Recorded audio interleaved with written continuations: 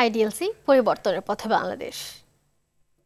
প্রথমবার রমজানের আগেই কিছুটা কমলো ছোলা সহ সব ধরনের ডালের বাড়তি দাম। সপ্তাহের ব্যবধানে ২০ টাকা কমে ছোলা বিক্রি হচ্ছে ১১০ টাকা কেজি দরে।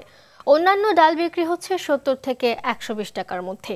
কমতির দিকে পেঁয়াজের বাজারও, প্রতি কেজি বিক্রি হচ্ছে ৪৫ থেকে ৫০ টাকায়। জাকারিয়া খানের রিপোর্ট। আসছে আত্মশুদ্ধির মাস রমজান।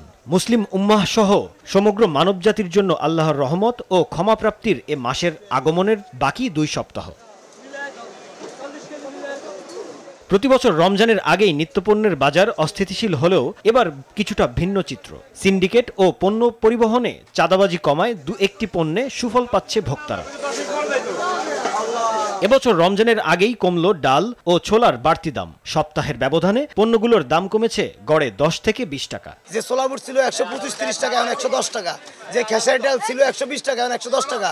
যে মটর ডাল ছিল ৯০ টাকা, এখন ৭০ টাকা। আকার ও মান ভেদে কেজিতে ৫০ থেকে ১০০ টাকা কমেছে মাছের দাম। আর মাছ হলো ১০০০ ছিল, এখন ৯০০। আপনার কই মাছ বেচি গত সপ্তাহে ১২০০ টাকা, এই সপ্তাহে ১০০০ টাকা কেজি। সবচেয়ে কম দামে বিক্রি হচ্ছে শীতকালীন সবজি।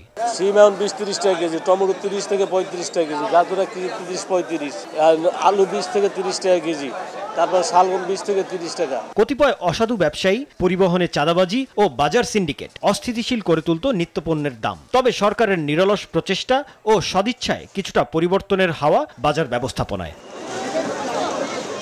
জাকারিয়া খান, RTV। সারা জীবন তো চাকরি করবো না, তাই ক্যাপিটাল রেডি করেছি আমার ফাইন্যান্সিয়াল পার্টনার আইডিএলসির সাথে।